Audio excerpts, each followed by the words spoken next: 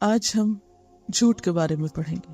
میرے خیال میں اس ٹاپک کو صدق ہونا چاہیے تھا، سچائی۔ اگر ہم سچائی کے بارے میں جان لیں تو جھوٹ خود ہی پتہ چل رہا ہے، لیکن یہ ٹاپک اور یہ موضوع اتنا اہم ہے کہ اگر ہمیں اس کی سمجھ آ جائے تو گویا پورے دین کی سمجھ آ جائے، اور اگر یہ صفت ہمارے اندر پیدا ہو جائے یعنی سچائی کی، اور ہم جھوٹ سے بچنے لگ جائیں تو تمام اعمال صالح یا نیک اعمال کی کنجی ہمارے ہاتھ میں آ جائے، کیونکہ سچائی ایسی چیز ہے کہ جو باقی نیکیوں کا راستہ ہموار کرتی ہے، اور جھوٹ ایسی چیز ہے جو نیکیوں کے دروازے بند کرتی ہے۔ اور نہ صرف یہ کہ ربانی رزق بند ہوتا ہے بلکہ مادی رزق بھی گھٹتا ہے جھوٹ کی وجہ سے۔ اہل ایمان اور منافقین میں فرق ہی جھوٹ کا ہے۔ مومن بزدل ہو سکتا ہے، مومن بخیل ہو سکتا ہے، لیکن مومن جھوٹا نہیں ہو سکتا۔ تو اعمال کی روح اور دین کی بنیاد، اساس، بیس سچائی پر ہے۔ نبوت کے بعد اگلا درجہ صدیقین کا ہے، من النبیین والصدیقین والشہداء۔ اللہ سبحانہ وتعالی ہمیں سچے لوگوں کا ساتھ دینے کا حکم دیتا ہے، کونوا مع الصادقین۔ قیامت کے دن سچے لوگوں کو ان کی سچائی کی جزا ملے گی، اور قیامت کا دن سچے لوگوں کا دن ہے۔ قیامت کے دن اصل کامیاب ہونے والے لوگ دراصل سچے لوگ ہی ہوں گے۔ ھذا یوم ینفع الصادقین صدقہم۔ تمام انبیاء کو اللہ سبحانہ وتعالی نے سچی زبان عطا کی۔ وجعلنا لہم لسان صدق علیہ۔ انبیاء کے بعد سچے لوگ ہر دور میں دین کے خادم بنے، اور انہی کی خدمت میں برکت ہوئی۔ نبی صلی اللہ علیہ وسلم کے بعد حضرت ابوبکر صدیق رضی اللہ تعالی عنہ کو اس امت کے السابقون الاولون میں سے اول ہونے کا خطاب ملا، یا ان کو یہ مقام ملا۔ والذی جاء بالصدق وصدق به اولئک هم المتقون۔ وہ جو سچائی لایا اور اس نے سچائی کی تصدیق کی، وہی لوگ دراصل متقی لوگ ہیں۔ صدق سچائی، صداقہ سچی دوستی، اور صادق کہتے ہیں عربی میں بہت میٹھی کھجور کو۔ تو سچا انسان کیسا ہوتا ہے؟ میٹھا ہوتا ہے۔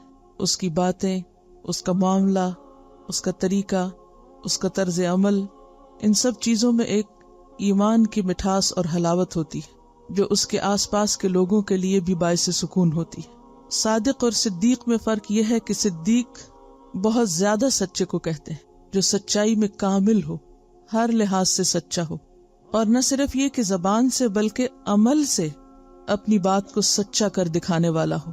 اور سچائی دل اور زبان کی موافقت کا نام ہوتی ہے، جو دل میں ہے وہی زبان پر ہے۔ ایسے انسان کا سر اور علانیہ یعنی اندر کا حصہ اور باہر کا حصہ، ظاہر اور باطن ایک جیسا ہوتا ہے۔ سچا شخص اپنی بات پر قائم رہتا ہے، اسی لیے سچے انسان کو نیکی پر استقامت نصیب ہوتی ہے۔ اس کے اندر تلون نہیں ہوتا، وہ ایک سٹیبل انسان ہوتا ہے۔ جھوٹا شخص رنگ بدلتا رہتا ہے، کبھی ایک بات کہتا ہے، کبھی دوسری بات کہتا ہے، کبھی ایک کام کرتا ہے، کبھی دوسرا کام کرتا ہے۔ لیکن سچا انسان نہ صرف یہ کہ اپنے قول کا سچا ہوتا ہے، اپنے ارادوں کا بھی سچا ہوتا ہے، اور اپنے عمل کا بھی سچا ہوتا ہے۔ اور عمل کی سچائی کیا ہوتی ہے کہ جس چیز کو انسان اچھا سمجھے اور اچھا قرار دے اور نیکی سمجھے، پھر اس پر جم جائے۔ جیسے اس کائنات کی سب سے بڑی سچائی اللہ کی معرفت اور اللہ پر ایمان لانا ہے، تو پھر قل آمنت باللہ ثم استقم، ہر حال میں انسان اس پر جمع رہے۔ قرآن پاک میں صدق 5 طرح سے استعمال ہوا ہے: لسان الصدق، قدم الصدق، مقعد الصدق، مدخل الصدق، اور مخرج الصدق۔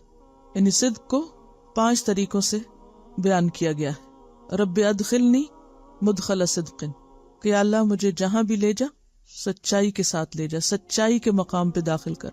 وَأَخْرِجْنِي مخرج صدق۔ نبی صلی اللہ علیہ وسلم کے لیے مدخل صدق کیا تھا؟ مدینہ، اور مخرج صدق کیا تھا؟ مکہ۔ اور آپ کی پہچان دور نبوت سے پہلے کیا تھی؟ دور جاہلیت میں بھی کہ آپ صادق اور امین ہیں، یعنی نبوت سے پہلے بھی آپ کی زبان سچی تھی۔ دیگر انبیاء کو بھی سچی زبانیں دی گئی اور آپ کو بھی، لسان صدق نصیب ہوئی. اور قدم صدق کیا ہے؟ جنت. اور مقعد صدق وہ سچا مقام جو اللہ کی ملاقات کے وقت انسان کو نصیب ہوگا. ان المتقین فی جنات و نہر فی مقعد صدق عند ملیک مقتدر. متقی لوگ باغوں اور نہروں میں ہوں گے، یعنی جنت میں. فی مقعد صدق، سچائی کے مقام پر، یعنی جنت کو اور ان کے اس گھر کو اور اس خاص مقام کو جہاں وہ اللہ تعالیٰ سے ملاقات کریں گے. عند ملیک مقتدر، اقتدار والے بادشاہ یعنی اللہ رب العالمین کے پاس مقعد صدق میں ہوں گے، یعنی ایسے مقام اور ایسی جگہ ان کو نصیب ہوگی جنہیں سچائی سے پہچانا گیا.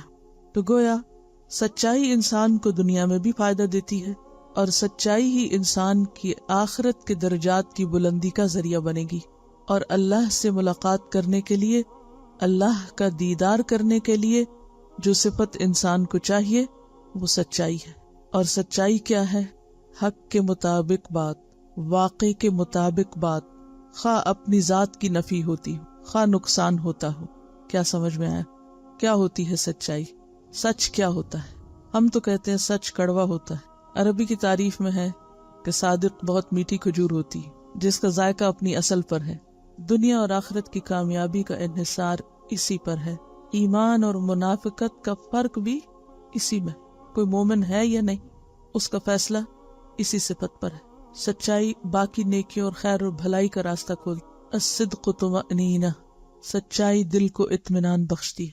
سچائی واقع کے مطابق حقیقت چیز ہوتی ہے. سچائی دل اور زبان کی موافقت کا نام ہے. سچائی ظاہر و باطن کے ایک ہونے کا نام ہے. سچا انسان قابل اعتماد ہوتا ہے، اپنے آس پاس کے لوگوں کو خوشی دیتا ہے. سچائی محض قول کی سچائی نہیں ہوتی، بلکہ سچائی انسان کی نیت کی سچائی بھی ہوتی ہے، ارادے کی پختگی کا نام بھی ہے، معاملات میں سچا ہونا بھی، اور اسی طرح آغاز و انتہا ہر چیز میں سچائی ضروری ہوتی. انبیاء کی صفت ہے سچائی، اور انبیاء کے بعد سب سے بڑا مقام سچے لوگوں کا ہے. اور صدیقیت کیا ہوتی ہے؟ صدیق اور صادق کا فرق کیا ہے؟ صادق ہوتا ہے جیسے زبان کا سچا، لیکن صدیق ہوتا ہے جو عمل سے سچائی کو ثابت کر دکھائے، جو تصدیق کرے، کامل سچائی. اور سچی دوستی کس کو کہتے؟ صداقت. یعنی اردو میں ہم صداقت سچائی کو کہتے ہیں نا، تو عربی میں صداقت کہتے ہیں سچی دوستی کو. جھوٹ تو گھڑنا پڑتا ہے نا، اور سچ ایک فطرت کی آواز ہوتی ہے، انسان کے اندر کی آواز ہوتی ہے. دل میں اطمینان ہوتا ہے، خواہ کوئی ناراض بھی ہو، وقتی طور پر کسی کو اچھا نہ بھی لگے، لیکن اپنے لیے اور دوسرے کے لیے نتیجے کے اعتبار سے وہی اصل چیز ہے. اللہ سے ملاقات اور اللہ کے دیدار اور اللہ کے خاص مقرب بندوں میں شامل ہونے کے لیے سچائی کے بغیر گزارا ہی نہیں. سچائی اعمال صالحہ کی کنجی ہے. سچائی کے بغیر نیکی کی توفیق کا راستہ نہیں کھلتا. جھوٹ سننے والے اور حرام کھانے والے کو برابر قرار دیا. سماعون للکذب اکالون للسحت. جھوٹ کو یاد رکھنے کے لیے بھی ایفرٹ کرنی پڑتی ہے. بالکل صحیح. سچ آدمی کے علم اور اس کے بول میں تضاد نہ ہونے کا نام. جو علم میں ہے، جو آپ جانتے ہیں، جو آپ کو معلوم ہے، آپ وہی بولتے ہیں، نہ اس سے بڑھاتے ہیں نہ اس سے گھٹاتے ہیں. تو سچا ہونے کے لیے کیا ضروری ہے کہ انسان وہی بولے جو وہ جانتا ہے، اور جو وہ نہیں جانتا کیا کہہ دے؟ میں نہیں جانتا. اور انسان جو بول رہا ہے وہ وہی ہو جو واقعی اس کے علم میں آیا ہو، اور جو اس کے علم میں نہ آیا ہو اسے خود سے نہ گھڑے، اپنی طرف سے نہ بیان کرے. تو انسان کی معلومات اور انسان کے قول دونوں میں موافقت کا ہونا بے حد ضروری ہے. ہم دیکھتے ہیں کہ پوری کائنات سچائی پر قائم ہے، کیونکہ اللہ نے ان کو حق کے ساتھ پیدا کیا ہے. ما خلقنا السماوات والارض وما بینہما الا بالحق. ہر چیز حق پر، سچائی پر قائم ہے. جو ہے وہی دکھائی دیتی ہے. مثلا سورج کو آپ دیکھیں، کیا دکھائی دیتا ہے؟ جو وہ ہے، کیا کرتا ہے، جو اس کا کام ہے. چاند کو دیکھیں، درخت کو دیکھیں. کبھی ایسا نہیں ہوگا کہ آپ درخت لگائیں آم کا اور نکل آئے کچھ اور. وہ وہی نکلے گا جو آپ لگائیں گے، وہ ایسا ہی ہوگا. ایک درخت کی جو خوشبو یا ایک پتے کی یا پھول کی جو ہے وہی آپ کو ملے گی، چاہے آپ 100 دفعہ اس کے پاس جائیں، وہ وہی ہوگا، وہ بدلا ہوا نہیں ہوگا، اس میں آپ کوئی تبدیلی نہیں پائیں گے۔ پہاڑوں کو آپ دیکھیں، پتھروں کو آپ دیکھیں، مختلف چیزوں کو آپ دیکھیں، اپنے ہاتھ، اپنے پاؤں، اپنے جسم کو دیکھیں، وہ جو ہیں وہی نظر آتے ہیں۔ اگر وہ تھکے ہوئے ہیں تو وہ ویسے ہی نظر آئیں گے، اگر وہ صحت مند ہیں تو وہ صحت مند ہی نظر آئیں گے، وہ پریٹینڈ نہیں کرتے۔ اسی طرح جانوروں کو بھی آپ دیکھیں، بچوں کو بھی آپ دیکھیں، تو ہر چیز جو ہے وہ سچائی پر ہے، سوائے انسان کے جس کو عقل ملی، شعور ملا، اس نے اپنی عقل کو غلط استعمال کر کے ہر چیز کو مسخ کیا، ہر چیز کو بدل دیا۔ تو آئیے اب پڑھتے ہیں کہ جھوٹ کیا چیز ہے، کیونکہ جو سچ نہیں پھر وہ کیا ہے؟ جھوٹ۔ بنیادی طور پر کذب کا معنی ہوتا ہے غلط خبر دینا۔ سچ کیا ہے؟ درست خبر دینا، چاہے وہ زبان سے ہو، چاہے وہ عمل سے ہو، چاہے وہ رویے سے ہو۔ اور جھوٹ کیا ہے؟ غلط خبر دینا۔ یہ جو لفظی معنی ہے نا، یہ آپ پکا کر لیں اپنے ذہن میں، تو باقی چیزیں سمجھنا بہت آسان ہو جائیں گی۔ جھوٹ کا معنی غلط خبر دینا، یہ جھوٹ ہوتا ہے۔ عربی میں کہتے ہیں کذبت العین، آنکھ نے جھوٹ بولا۔ آنکھ کب جھوٹ بولتی ہے انسان کی؟ جب وہ کسی چیز کو جو وہ ہوتی ہے وہ نہیں دیکھتی، اپنے امیجنیشن سے کچھ اور ہی دیکھتی، تو دھوکہ دے جاتی ہے ہمیں۔ آپ ایک چیز کو دور سے کچھ سمجھتے، جو پاس جاتے ہیں تو آپ کہتے او ہو، یہ تو میں کچھ اور ہی سمجھا تھا، یہ تو وہ نہیں۔ تو یہ جو عمل ہے وہ کیا ہے؟ دراصل جھوٹ، کہ کسی چیز کے بارے میں وہ نہ بتانا جو وہ ہے۔ خرابیاں کہاں سے شروع ہوتی؟ جھوٹ سے شروع ہوتی، کہ جو چیز جو ہے نہیں اس کو وہ مقام دیا جا رہا ہے، وہ کہا جا رہا ہے، یا بنایا جا رہا ہے، یا اس طرح پیش کیا جا رہا۔ اسی طرح کذب السیر کا معنی ہوتا ہے چلنے کی کوشش نہ کرنا۔ سیر کا کیا معنی ہوتا ہے؟ چلنا، اور کذب السیر نہ چلنا۔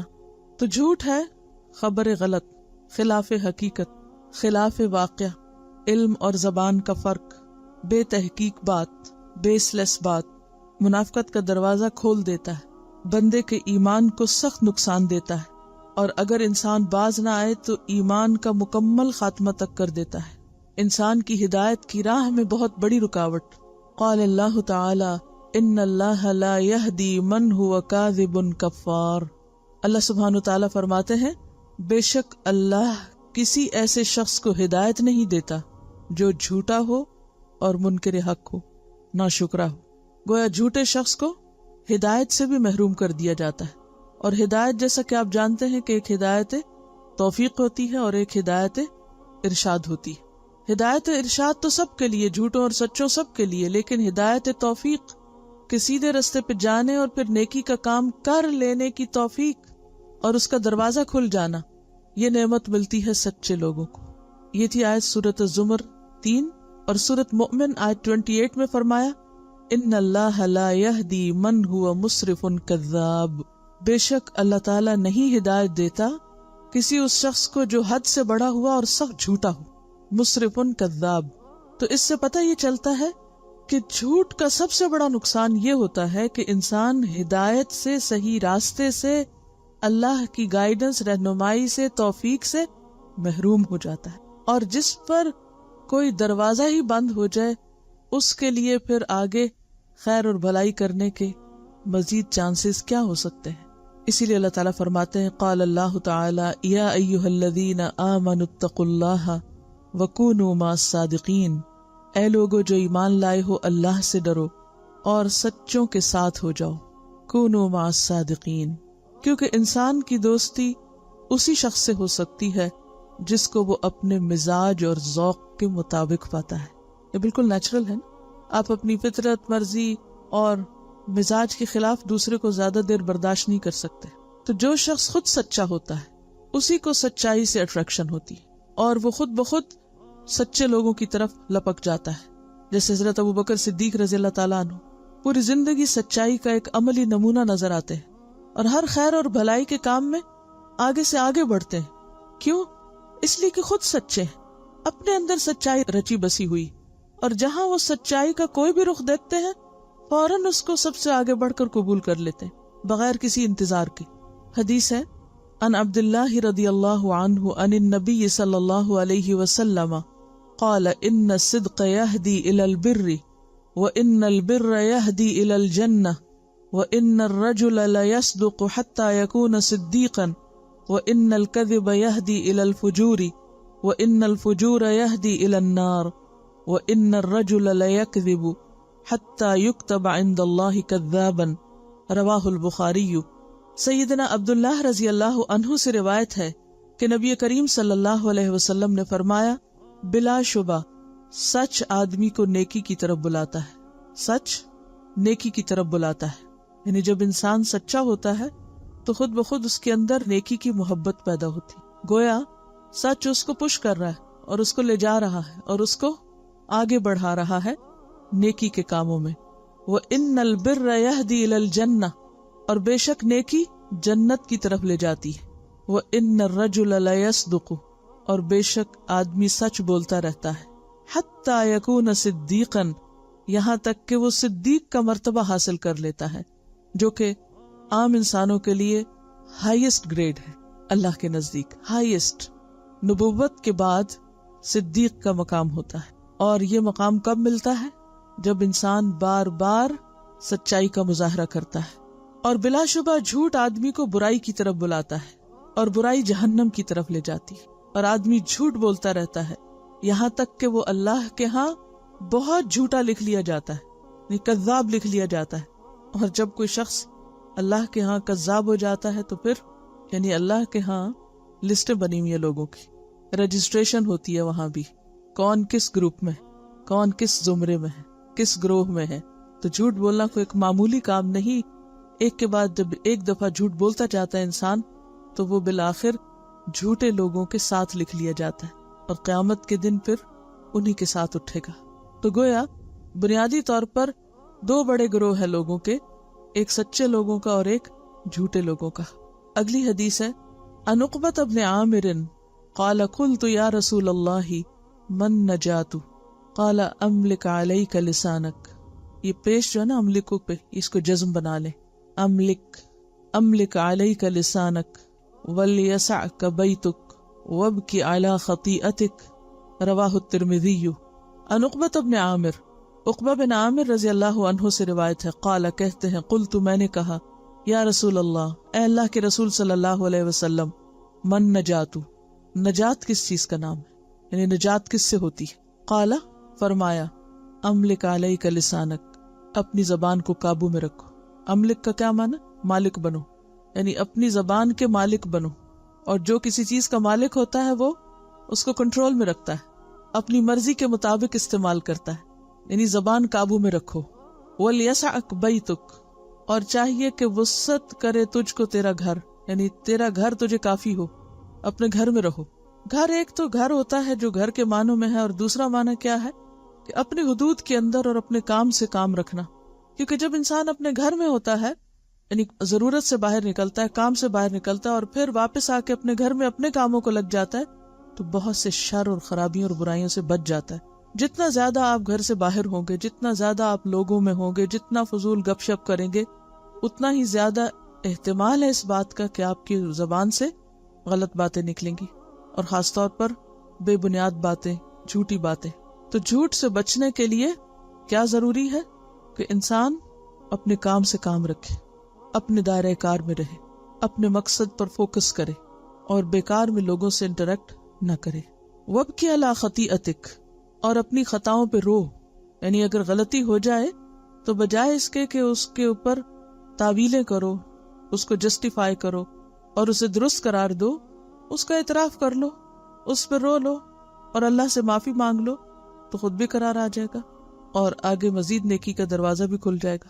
دیکھیے کہ جب انسان جھوٹ بولتا ہے نا تو اس کو ایک ایفرٹ کرنی پڑتی، سب سے پہلے تو خود اپنے آپ سے جھگڑنا پڑتا ہے، اپنے سے لڑنا پڑتا ہے، اپنے آپ کو دبانا پڑتا ہے۔ پھر چونکہ جھوٹی بات یا خلاف حقیقت بات اس کو کائنات کی کوئی چیز ایکسپٹ نہیں کرتی، وہ سب کے لیے ایک ناپسندیدہ چیز ہے، لہٰذا وہ صرف اپنے سے جھوٹ نہیں بول رہا ہوتا، یہ کسی سامنے والے سے نہیں بول رہا ہوتا، وہ ہر ایک سے بول رہا ہوتا ہے، کیونکہ وہ ایک غلط بات کر رہا ہے، خلاف حقیقت بات کر رہا ہے، اور پھر اس پر وہ اصرار کر رہا ہے اور اس کی وہ اصلاح نہیں کر رہا۔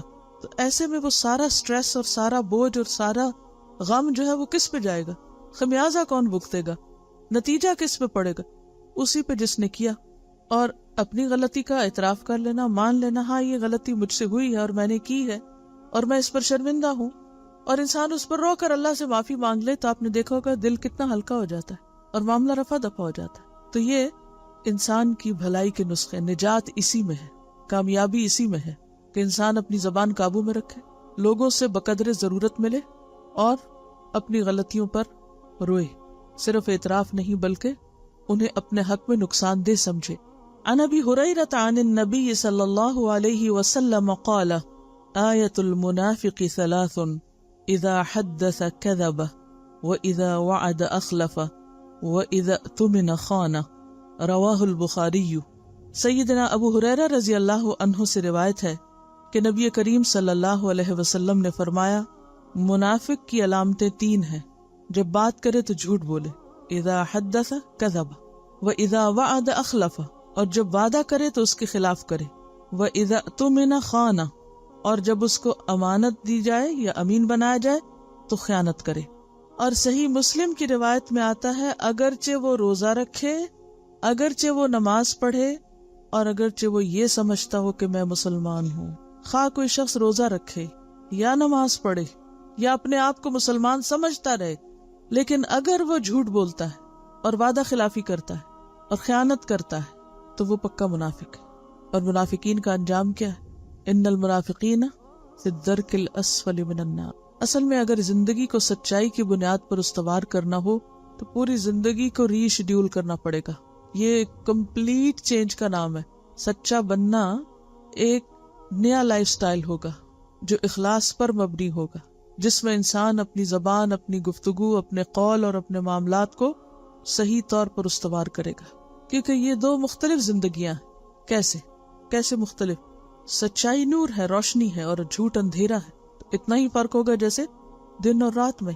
مثلا کوئی شخص کہتا ہے لا الہ الا اللہ، یہ سب سے پہلا سچ ہے جو کوئی بولتا ہے کہ اللہ کے سوا کوئی الہ نہیں، صرف وہ معبود ہے، میں اس کا بندہ ہوں، مجھے اس کی اطاعت کرنی. یہ کہنے کے بعد اگر کوئی شخص اپنی من مانی کرے یا اوروں کی بات مانے یا اللہ کی اطاعت اور فرمانبرداری نہ کرے، تھوڑی دیر میں مثلاً اذان ہوتی ہے، نماز کا وقت آ جائے اور وہ نماز نہیں پڑھتا، تو اس نے جو بات کہی کہ میں اس بات کی گواہی دیتا ہوں کہ اللہ کے سوا کوئی عبادت کے لائق نہیں، تو اس کی بات کہاں گئی؟ جھوٹی ہو گئی. اگر تم واقعی سچے تھے تو تم حی علی الصلاۃ اور حی علی الفلاح کا جواب دیتے اور نماز ادا کرتے. پھر اس کے بعد عام روزمرہ زندگی میں ہمارے دین کے ہم سے بہت سے تقاضے. جب ایک شخص یہ کہتا ہے کہ میں اللہ کو سب کچھ مانتا ہوں اور پھر اللہ کی بات نہیں مانتا، تو وہ تو ایک جھوٹے انسان کی طرح سب کچھ کر رہا ہے. اس کے تو زبان اور اس کے عمل میں تضاد ہے، فرق ہے. وہ اللہ کو نہیں اپنے دل کو الہ مانے ہوئے، جیسے قرآن مجید میں آتا نا اَرَأَيْتَ مَنِ اتَّخَذَ إِلَٰهَهُ هَوَاهُ أَفَأَنْتَ تَكُونُ عَلَيْهِ وَكِيلًا.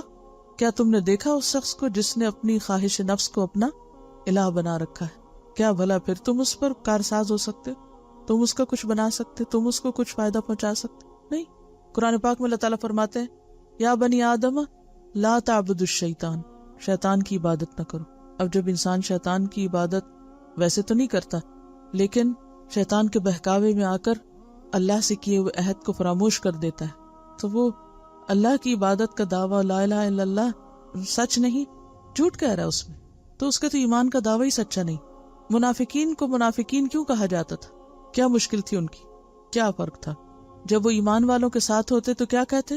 ہم تمہارے ساتھ ہیں. اور جب وہ اپنے دوستوں کے ساتھ ہوتے تو ان کو کیا کہتے؟ ہم تمہارے ساتھ. تو یہ جو ڈبل فیس لوگ تھے، دوہرے چہرے والے، ادھر ہوتے تو ان کی مرضی کی بات، ادھر ہوتے تو ان کی مرضی کی بات، کیا یہ دھوکہ نہیں تھا؟ اور کیا کرتے تھے منافقین؟ کہا جاتا کہ فساد نہ کرو تو کہتے ہم تو اصلاح کر رہے ہیں. اور کیا کرتے؟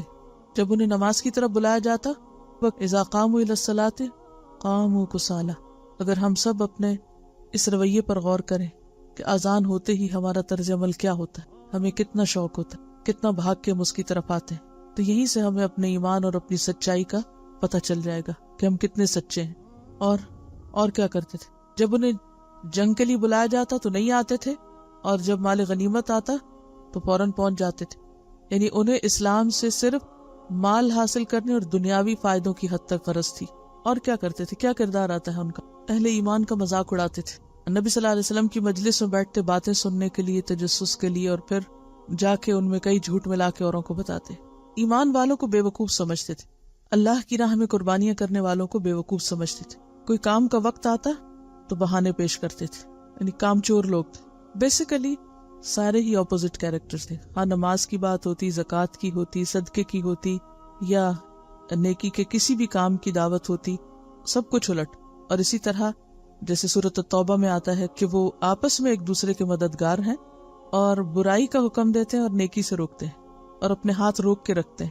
ہم میں سے ہر ایک کو نماز کا وقت آنے پر اپنے دل کا جو جائزہ وہ ضرور لینا چاہیے کہ کیا آذان سنتے ہی ہم خوش ہوئے ہیں یا اس کو اپنے لیے ایک مصیبت سمجھ. کبھی کبھار تو ہو سکتا ہے کہ کوئی ایسی مجبوری ہوتی ہے، بعض اوقات کی کسی چیز میں جلدی ہوتی ہے یا کوئی ایمرجنسی ہوتی ہے یا کسی اور شخص کو آپ سے ایسی ضرورت ہو سکتی ہے. لیکن اگر روزانہ کا طریقہ ہی یہ بن جائے کہ دھوپ پیلی پڑے تو نماز پڑھی جائے، تو ایسی نماز کو منافقین کی ہی نماز قرار دیا گیا ہے کہ جو دھوپ کے پیلا پڑنے کا انتظار کرتے رہتے ہیں اور جب تھوڑا وقت رہتا ہے تو پھر ٹھونگے مارتے ہیں جیسے مرغا دانے چنتا ہے. آپ صلی اللہ علیہ وسلم نے فرمایا تلک صلاۃ المنافق. پوچھا گیا کہ کون سی؟ تو فرمایا کہ وہ جو دھوپ کے پیلا پڑنے کا انتظار کرتا ہے اور جب تھوڑا سا وقت بچتا ہے تو پھر جلدی سے اس طرح سجدے کرتا ہے جیسے مرغا زمین پہ ٹھونگے مار رہا ہو دانا چننے کے لیے، اور اللہ کو کچھ بھی یاد نہیں کرتے اس نماز میں. اور یہ ایک حقیقت ہے کہ جو نماز دیر سے پڑھی جاتی ہے وہ واقعی ٹھونگے ہوتی. وہ پنجابی میں ایک محاورہ نا، ویلے دی نماز تے کویلے دی ٹکرا، وہ صرف زمین پہ ٹکرے مارنے والی بات ہی رہ جاتی. بنیادی طور پر منافقت جنم لیتی ہے دنیا کی محبت سے، دنیا کو آخرت پر ترجیح دینا. تو جب انسان دنیا کو آخرت پر ترجیح دینے لگتا ہے تو دنیا کے کام اس کو زیادہ اہم لگتے ہیں، زیادہ ارجنٹ لگتے ہیں، زیادہ ضروری لگتے ہیں، اور ان میں وہ اتنا مشغول رہتا ہے کہ پھر اللہ کے ذکر اور اللہ کے دین کے لیے اس کے پاس وقت نہیں بچتا یا وہ اتنا اہم نہیں رہتا. پھر اسی طرح ہم دیکھتے ہیں کہ جھوٹ میں بعض اوقات ہم بڑے بڑے جھوٹ بولنے سے تو پرہیز کرتے ہیں، لیکن کچھ اس قسم کے جھوٹ بھی ہوتے ہیں کہ جن کو ہم جھوٹ سمجھتے بھی نہیں ہیں اور انہیں ہم بولتے ہوئے یا اختیار کرتے وقت احساس بھی نہیں کرتے. اگلی حدیث ہے عن عبداللہ ابن عامر انہ قال دعتنی امی یوما ورسول اللہ صلی اللہ علیہ وسلم قائد فی بیتنا فقالت ہا تعال اعطیک فقال لها رسول اللہ صلی اللہ علیہ وسلم وما اردت ان تعطیہ قالت اعطیہ تمرا فقال لها رسول اللہ صلی اللہ علیہ وسلم اما انک لو لم تعطیہ شیئا کتبت علیک کذبۃ رواہ ابو داود. سیدنا عبداللہ ابن عامر رضی اللہ عنہ سے روایت ہے کہ میری ماں نے مجھے ایک دن بلایا اور رسول اللہ صلی اللہ علیہ وسلم ہمارے گھر میں بیٹھے ہوئے تھے. تو اس نے کہا کہ ادھر آؤ میں تمہیں ایک چیز دوں گی. تو رسول اللہ صلی اللہ علیہ وسلم نے اس سے فرمایا تم نے کیا دینے کا ارادہ کیا؟ اس نے کہا میں کھجور دوں گی. تو رسول اللہ صلی اللہ علیہ وسلم نے اس کو کہا اگر تم اس کو کچھ نہ دیتی تو تمہارے اوپر ایک جھوٹ کا گناہ لکھا جاتا. اور یہ چیز کتنی عام ہے، مائیں بچوں کے ساتھ ہر وقت جھوٹی باتیں کرتی رہتی، حتیٰ کہ بچے جھوٹ کو بھی جھوٹ نہیں سمجھتے اور اسی پہ تربیت پاتے ہیں. اچھا تم ایسا کر لو تو تمہیں یہ ملے گا، تم وہ کر لو تو تمہیں، یا یہ کہ جھوٹی بات کر کے ان کو ٹال دیا یا ان سے جھوٹ بلوایا، فون پہ یہ کہہ دو، فلاں سے یہ نہ کہنا یہ کہنا، یعنی ان کو جھوٹ پکا کرا کے وہ کہلوا کے بھیجا. اب ہم سمجھتے ہیں بچے معصوم ہیں ان کو کیا پتا، لیکن کیا ہوتا ہے وہ پھر جس ماحول میں تربیت پاتے ہیں وہ اس سے بھی بڑے جھوٹے بن کے نکلتے ہیں. وہ ماں باپ جنہوں نے بچوں کو دوسروں کو دھوکہ دینا سکھایا ہو وہ جب بڑے ہوتے ہیں تو ماں باپ ہی کو دھوکہ دیتے ہیں. تو بعض اوقات ہم سمجھتے ہیں کہ یہ تو بچے ہیں اور اس کو ہم بہلانا کہتے ہیں، جھوٹ بولنا کہتے بھی نہیں، جھوٹ مانتے بھی نہیں، کیونکہ جو چیز عمل سے انسان سیکھتا ہے وہ کہیں زیادہ پکی ہوتی ہے، خواہ وہ سچائی ہو یا جھوٹ ہو، بنسبت اس کے کہ جو صرف زبانی کسی لیکچر سے سیکھے. اور پھر اس میں آپ دیکھیں کہ ماں باپ اپنے لیے کیا صدقہ جاریہ چھوڑ کے جاتے، سچ کا یا جھوٹ کا. اگر جھوٹ بولا اور ان کو جھوٹ سکھا دیا اور وہ جھوٹ پہ پلے اور جھوٹ ان کی زندگی میں ایک نارم بن گیا تو پھر وہ بیج کس نے لگایا تھا اور اس کا صلہ یا وہ کانٹے کس کے راہ میں آئیں گے؟ لگانے والوں کے. اور والدین کا صرف سچ کی تلقین کرنا کبھی بھی فائدہ نہیں دے سکتا جب تک کہ وہ خود سچے نہ ہوں اور سچے بن کے نہ دکھائیں. پھر جھوٹ کی ایک اور قسم ہے. عن ابی ہریرہ عن النبی صلی اللہ علیہ وسلم قال کفى بالمرء كذبا ان يحدث بكل ما سمع رواہ مسلم.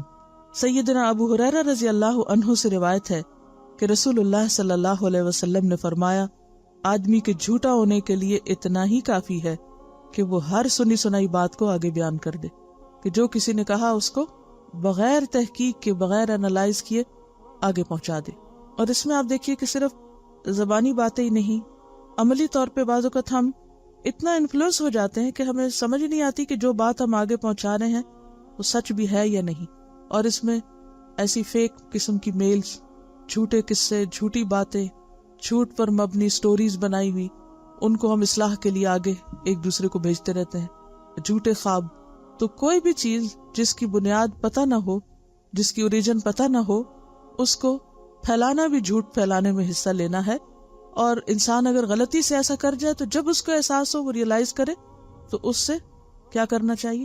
ودرا کر لینا چاہیے اور اعلان کر دینا چاہیے کہ یہ بات جس سورس سے پہنچی وہ درست نہیں تھا، اور جس کو پہنچی وہ اپنی اصلاح کر لے۔ پھر اسی طرح بعض اوقات لوگوں میں لڑائی جھگڑا ہو جاتا ہے، اور اس موقع پر اگر آپ بہت سیدھی سیدھی باتیں کریں تو وہ فساد مزید پھیل سکتا ہے۔ ایسی صورت میں اجازت دی گئی کہ انسان کچھ خاموشی سے کام لے، یا بات کا کچھ حصہ جو ہے وہ آگے نہ پہنچائے تاکہ مزید فساد کی آگ نہ بھڑکے۔ عن ابن شہاب ان حمید بن عبد الرحمن اخبرہ ان امہ ام کلثوم بنت عقبۃ اخبرته انها سمعت رسول اللہ صلی اللہ علیہ وسلم یقول لیس الکذاب الذی یصلح بین الناس فینمی خیرا او یقول خیرا۔ ابن شہاب روایت کرتے ہیں کہ حمید بن عبد الرحمن نے انہیں خبر دی کہ ان کی یعنی حمید کی والدہ سیدہ ام کلثوم بنت عقبہ رضی اللہ عنہا نے انہیں خبر دی کہ انہوں نے رسول اللہ صلی اللہ علیہ وسلم کو یہ فرماتے ہوئے سنا تھا کہ جھوٹا وہ نہیں جو لوگوں میں باہم صلح کرانے کی کوشش کرے اور اس کے لیے کسی اچھی بات کی چغلی کھائے۔ یعنی ایک شخص جو دوسرے سے ناراض ہے، ان کے درمیان صلح کرانے کے لیے ان کی بری باتیں نہیں بلکہ اچھی باتیں دوسرے تک پہنچائے۔ مثلا اگر ایک شخص دوسرے کے بارے میں کچھ پہنچا رہا ہے اور وہ کہے اس نے میرے بارے میں کوئی غلط بات کی ہوگی نا، ایسا بھی کہا ہوگا، ایسا بھی کہا ہوگا، تو اس موقع پر انسان اس کی تصدیق نہ کرے بلکہ اگر کوئی اچھی بات معلوم ہے تو اس کو پہنچا دے۔ یہاں پر جو لفظ آیا نا فینمی خیرن، تو ینمی نمو سے ہے، نشو نما دینا کسی چیز کو، یعنی بڑھانا۔ ینمی خیرن یعنی خیر کو بڑھا کے بیان کرے، یعنی مثلا کسی کی طرف سے جب وہ بات پہنچائے تو وہ کیا کرے؟ خیر کی بات کو زیادہ سٹریس کے ساتھ بتائے، بار بار بتائے، لیکن اس شخص نے جو غلط باتیں کہی ہیں ان کو چھپا جائے۔ ان سے یہ بھی اندازہ لگائیے کہ مسلمانوں کے درمیان آپس کے تعلقات کی اصلاح کتنی ضروری چیز ہے، کہ جھوٹ جو منافقت کی علامت ہے، جس کے بولنے کی اجازت نہیں، اور سچائی جو انتہائی پسندیدہ ہے، اگر سچائی سے ایسا بگاڑ آتا ہو تو ایسی سچی باتیں آگے نہ پہنچائے، اس سچائی کو وہ روک لے۔ مثلا ایک شخص دوسرے کے بارے میں بہت کچھ برا کہتا ہے اور بیچ والے کو پتا ہے، لیکن وہ آگے نہ پہنچائے تاکہ کیا نہ ہو؟ مزید لڑائی اور مزید فساد اور مزید جھگڑا۔ بلکہ اگر کوئی ایک اچھی بات پتا ہو تو اس کو اتنا زیادہ کرے، ینمی خیرن، اس خیر کو اتنا اگائے، اتنی دفعہ کہے کہ دوسرے کو اس کی خیر کا یقین آ جائے اور پھر وہ فساد ختم ہو جائے۔ اور یقول خیرن، یا یہ کہ اگر اس نے کوئی بہت اچھی بات نہیں بھی کہی تو یہ بیچ والا شخص اس کی طرف سے اچھے ہی جذبات پہنچانے کی کوشش کرے اور اپنی طرف سے کیا کہے کہ نہیں وہ تمہارے لیے اچھا ہی ہے، خیر خواہ ہی ہے، تو ایسی بات جو ہے وہ جھوٹ میں شمار نہیں ہوگی۔ جہاں اس چیز کی تھوڑی رخصت ہے، اجازت ہے، اس اجازت کو تم کبھی بھی استعمال نہیں کریں گے۔ ینمی کا لفظی معنی ہوتا ہے، نمو کا لفظ آپ نے پڑھا ہوگا اردو میں، نمو کا مطلب ہوتا ہے بڑھانا، گرو کرنا۔ اور کس طرح؟ یعنی جب گرو ہوتی ہے نا ایک چیز، یعنی ایک بیج سے 100 پھل نکلے تو وہ ایک چیز 100 بن گئی۔ اب اگر کسی نے ایک کے بارے میں ایک اچھی بات کہی تو اس کو ایک دفعہ کہنے کے بجائے 10 دفعہ کہے تو وہ کیا ہے؟ وہ اچھی بات کو اتنی دفعہ پہنچا رہا ہے، بڑھا رہا ہے، پروموٹ کر رہا ہے کہ وہ دوسرے کا دل جو ہے وہ اس کی طرف سے صاف ہونے لگ جائے۔ اور اس کے برعکس جو اس کو پتا ہے کہ اس نے فلاں بری بات کہی ہے، دوسرا پوچھے بھی تو وہاں وہ خاموشی اختیار کرے۔ ایسی بات نہیں بنانی چاہیے پھر بھی کہ جو پھر جھوٹ ثابت ہو اور پہلے سے بھی کام خراب ہو۔ یعنی یہاں کوئی جھوٹ بولنے کی اجازت نہیں دی جا رہی۔ ینمی خیرن عربی لفظ اگر آپ دیکھیں تو وہ آپ کو خود بخود معنی بتا دے گا۔ اس کا تعلق بھی حکمت سے ہے کہ دوسرے کی خوبیاں اور بھلائیاں جو ہیں ان کو خوب پروموٹ کیا جائے، اور جو وہ غلط باتیں کر رہا ہے جس سے فساد ہو سکتا ہے ان کو دبا دیا جائے۔ عن ابي الحوراء السعدي قال قلت للحسن بن علي ما حفظت من رسول الله صلى الله عليه وسلم قال حفظت من رسول الله صلى الله عليه وسلم دع ما يريبك الى ما لا يريبك فان الصدق طمأنينة وان الكذب ريبة رواہ الترمذی۔ سیدنا ابو الحوراء السعدی سے روایت ہے کہ میں نے سیدنا حسن بن علی رضی اللہ عنہ سے پوچھا کہ آپ کو رسول اللہ صلی اللہ علیہ وسلم سے کیا یاد ہے؟ انہوں نے فرمایا مجھے رسول اللہ صلی اللہ علیہ وسلم کی زبان سے یہ الفاظ یاد ہیں، وہ چیز چھوڑ دے جو تجھے شک میں ڈالے اور اس کو اختیار کر جس کے بارے میں تجھے شک و شبہ نہ ہو، اس لیے کہ سچ اطمینان کا باعث ہے اور جھوٹ شک اور بے چینی ہے۔ تو اس سے کیا پتہ چلتا ہے کہ جھوٹ وہ چیز ہے، یہ جھوٹی بات وہ ہے کہ جس کے کرنے کے بعد انسان کے دل میں ایک خلش اور ایک بے چینی اور ایک انکمفرٹیبل سی فیلنگ پیدا ہو جائے۔ تو انسان زیادہ باتیں نہیں کرے، اتنی کرے جتنی وہ ہے، اور پھر خاص طور پر جہاں شک پڑ جائے وہاں بات کو یقینی انداز میں نہ کرے۔ شک والی بات کو شک والے انداز میں کہنا اور ہے، مثلاً آپ یہ کہہ سکتے مجھے صحیح سے یاد نہیں لیکن کچھ مفہوم ایسا ہی بنتا ہے، کچھ مجھے یوں ہی یاد پڑتا ہے جیسے بات ایسے تھی، وہ ایک سیف سائیڈ ہو جاتی تاکہ سننے والا بھی اس کو پکی بات نہ سمجھے، اور اگر وہ آگے اس کو کہیں کوٹ کرے تو وہ بھی یقینی بات کے طور پر روایت نہ کرے بلکہ اسی ٹون میں، اسی انداز میں اور اسی درجے کے طور پہ کرے۔ کیونکہ بعض اوقات ایک شخص کوئی ایک بات کہتا ہے اور وہ کانفیڈنٹ نہیں ہوتا، یہ اس کو یقین نہیں ہوتا، اگلا شخص ایک دو بات اور کر کے اس کو بڑھا چڑھا کے بیان کرتا ہے اور وہ کیا بن جاتا ہے، بات کچھ ہوتی ہے اور وہ کچھ سے کچھ شکل اختیار کر لیتی۔ جھوٹ کی ایک قسم یہ بھی ہوتی ہے کہ انسان دوسروں کو ہنسانے کے لیے جھوٹی باتیں کرتا ہے، اس کی بھی ممانعت ہے۔ عن بہز بن حکیم قال حدثني ابی عن ابیہ قال سمعت رسول اللہ صلی اللہ علیہ وسلم یقول ویل للذی یحدث فیکذب لیضحک بہ القوم ویل لہ ویل لہ۔ سیدنا بہز بن حکیم اپنے والد سے اور وہ اپنے والد سے روایت کرتے ہیں کہ میں نے رسول اللہ صلی اللہ علیہ وسلم سے سنا، آپ صلی اللہ علیہ وسلم نے فرمایا ہلاکت ہے اس شخص کے لیے جو لوگوں کو ہنسانے کے لیے جھوٹ بولے، ہلاکت ہے اس کے لیے، ہلاکت ہے اس کے لیے۔ 3 دفعہ آپ نے اس کو بد دعا دی کہ ایسا شخص ہلاک ہو، نقصان اٹھائے جو محض دوسروں کو ہنسانے کے لیے، خوش کرنے کے لیے جھوٹی باتیں کھڑے، کیونکہ اس سے بھی انسان کا اعتبار جاتا رہتا ہے۔ اصل میں جھوٹ کی ممانعت اس لیے بھی ہے کہ جھوٹ انسان کی اوور آل پرسنالٹی کو بھی نقصان دیتا ہے۔ اور پھر بخاری اور مسلم کی حدیث ہے، رسول اللہ صلی اللہ علیہ وسلم نے فرمایا جھوٹ بولنے سے رزق گھٹ جاتا ہے، جھوٹ بولنے سے رزق میں کمی ہو جاتی ہے، یعنی جھوٹ جہاں ایمان کا نقصان ہے وہاں مال کا نقصان بھی ہے۔ مثلاً کیسے؟ جھوٹ سے مال کا نقصان کیسے؟ رزق میں کمی کیسے؟ رزق گھٹ جاتا ہے، یعنی تھا گھٹ گیا۔ کیسے گھٹتا ہے؟ ایمانداری سے کام نہ کرنے کی وجہ سے جاب چھوٹ جائے۔ اگر کوئی مثلاً تجارت کرتا ہے اور اس میں وہ جھوٹ بولتا ہے تو اس سے دوسرے کا جس سے وہ لین دین کر رہا ہے اس کا ٹرسٹ جاتا ہے اور وہ آئندہ وہاں سے سودا لینے کی بجائے کہیں اور چلا جائے گا۔ بعض اوقات ایسا بھی ہوتا ہے کہ ہمارے پاس اللہ کا دیا بہت کچھ ہوتا ہے اور ہم ناشکری کی وجہ سے کیا کہتے رہتے ہیں، کچھ نہیں ہے ہی نہیں، مشکل گزارا ہے، یا کچھ لوگوں کو نہ دینے کے لیے ہم ان کو ایگزیجریٹ کرتے رہتے ہیں، حالات بڑے تنگ ہیں، اور پھر وہ واقعی تنگ ہو جاتے ہیں۔ کیونکہ جب انسان جھوٹ بولتا ہے تو وہ جھوٹ ایک نفسیاتی مرض کے طور پر انسان کو بیماریوں میں بھی مبتلا کر دیتا ہے، اور پھر اس کی وجہ سے بھی انسان اس طرح فائدہ نہیں اٹھا سکتا چیزوں سے جیسے سچے انسان کو ہوتا ہے۔ بعض اوقات فقیر اور بیگرز لوگ جو ہیں وہ مسلسل جھوٹ بولے چلے جاتے ہیں کہ ہم فقیر ہیں، ہم بھوکے ہیں، ہمارے پاس کچھ نہیں، اور ان کے پاس اگر بہت کچھ بھی ہو تو وہ اس سے فائدہ اٹھا ہی نہیں سکتے کیونکہ ان کو فقیر بن کے رہنا پڑتا ہے۔ اور ان کے پاس اگر ملینز بھی ہوں تو کس کام کے اگر وہ پھٹے ہوئے کپڑے پہنے ہوئے ہیں یا بھوکے نظر آ رہے ہیں یا ان کا حال حلیہ بگڑا ہوا ہے، تو اس رزق کا کیا فائدہ جو جھوٹ کی بنیاد پر انہوں نے اکٹھا کیا اور پھر جھوٹ کی بنیاد پر اس سے فائدہ بھی کچھ نہ اٹھا سکے۔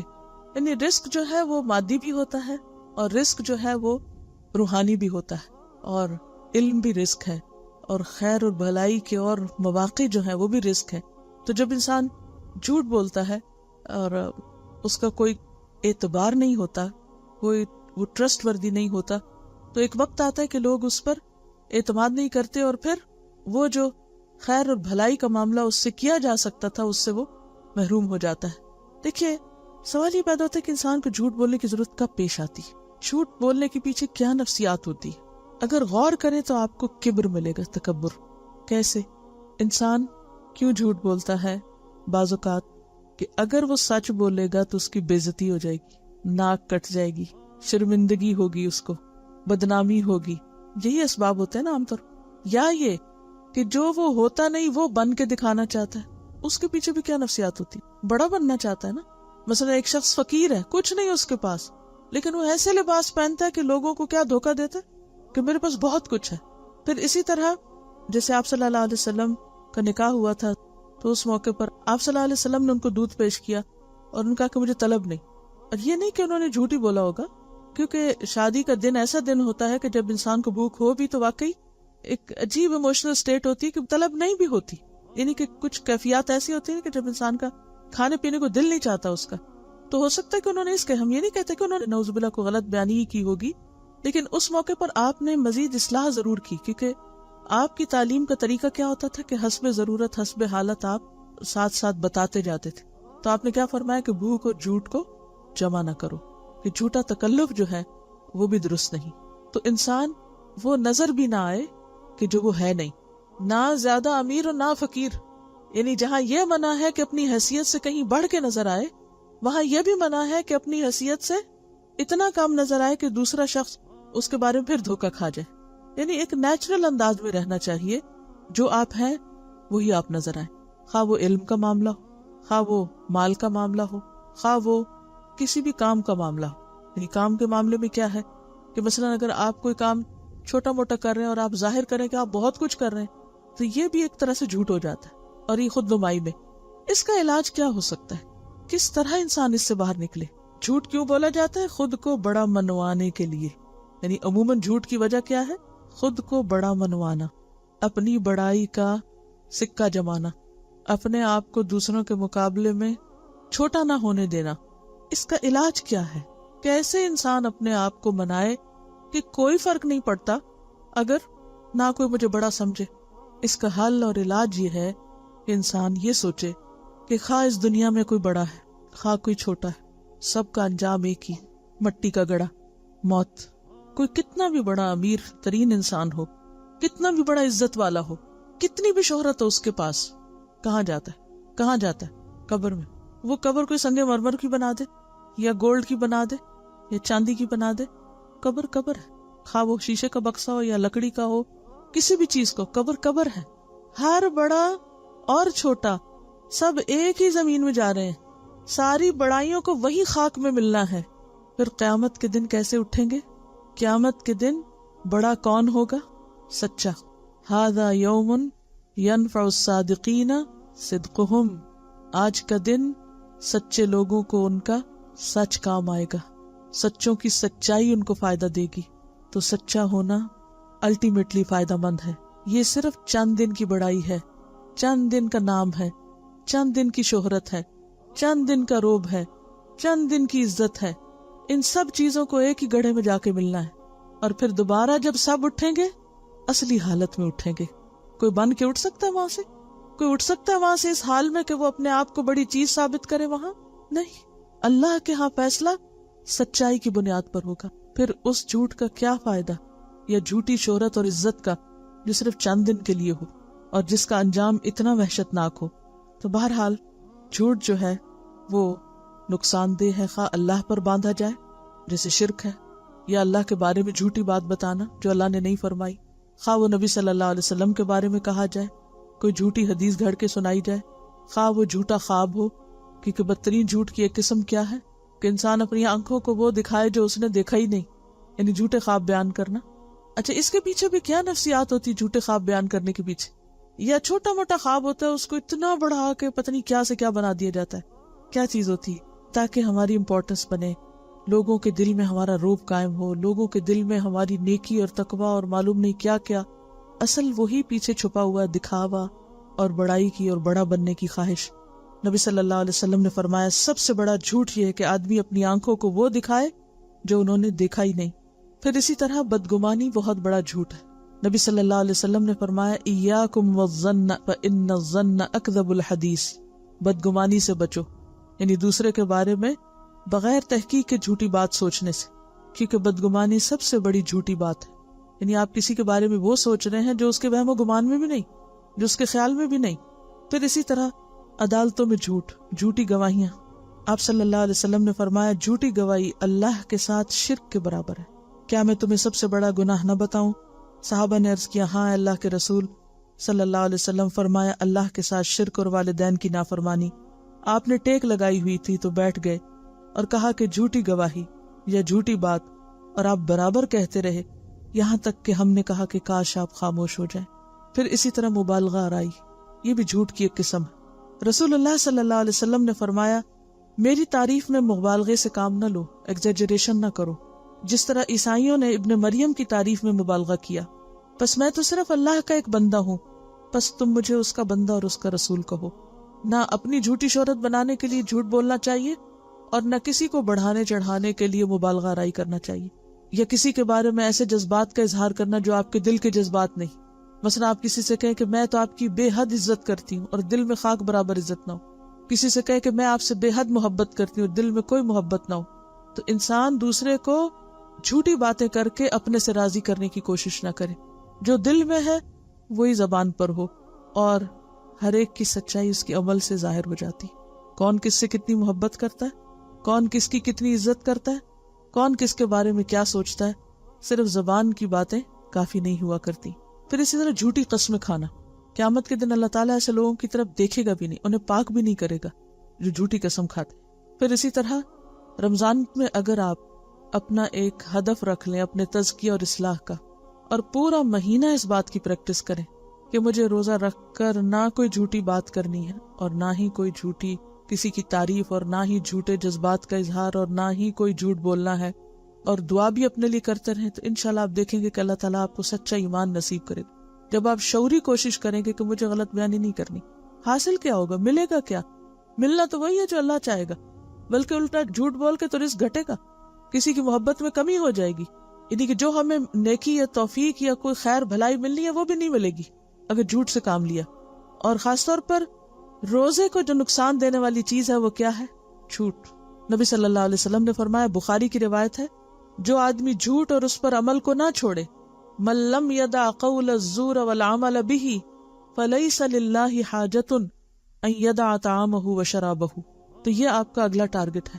کیا ہے حدیث کا مطلب؟ من لم یدع قول الزور، جس نے جھوٹی بات نہ چھوڑی، والعمل به، اور اس پر عمل کرنا، فلیس للہ حاجۃ، اللہ کو کوئی حاجت نہیں، فی ان یدع طعامہ وشرابہ، کہ کوئی شخص اپنا کھانا پینا چھوڑ دے.